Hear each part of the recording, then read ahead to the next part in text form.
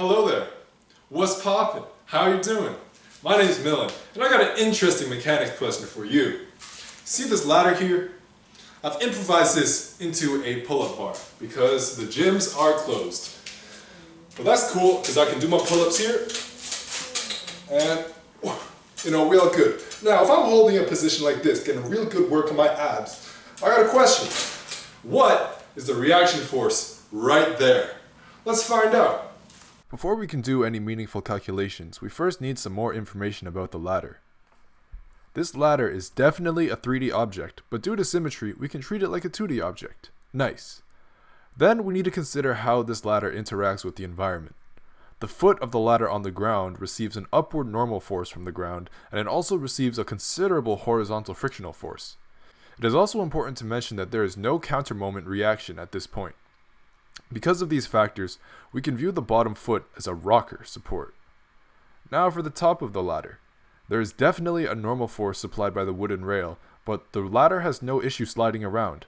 This is convenient and allows us to view this support as a roller. After some measurements, we can make a beautiful free body diagram of our system. I weigh about 180 pounds, but since I'm not in Myanmar, Liberia, or the United States, I will convert my weight into something more sensible.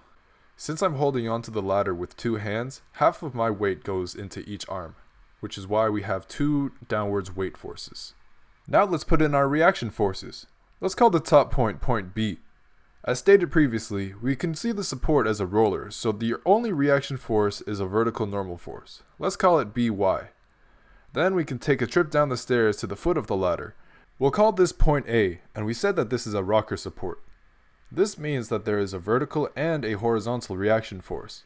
Let's call the vertical reaction force AY and the horizontal reaction force AX. By the way, the direction that you draw your reaction force doesn't matter.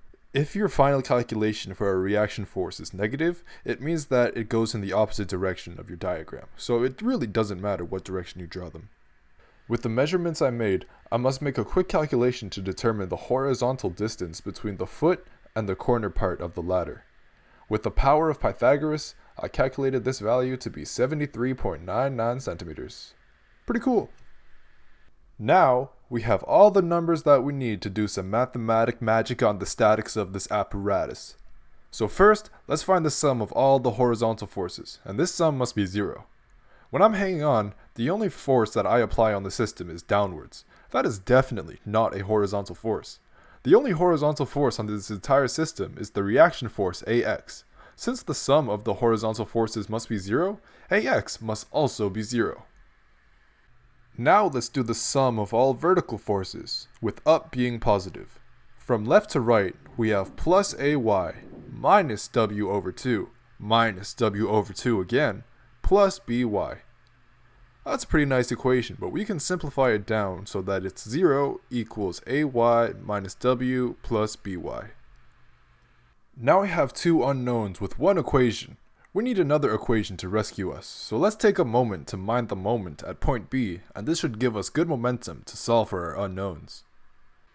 Let's call clockwise the positive direction, and the sum of all moments should be 0. From right to left, we first have W over 2, which is 100 centimeters away, acting in the negative counterclockwise direction. Then, we have the second W over 2, which is 100 plus 30 centimeters away, also acting in the negative counterclockwise direction. Then we have our reaction forces at point A.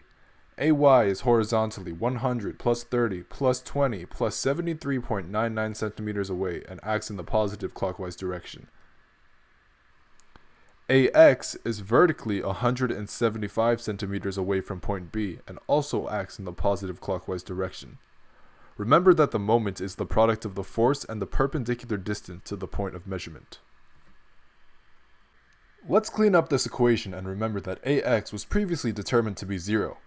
All of a sudden, AY becomes the only thing that we don't know in this equation, and with some quick maths, we can determine that AY is 410.73 newtons. Knowing AY, we can substitute back into the equation that we got for the sum of the vertical forces and determine BY.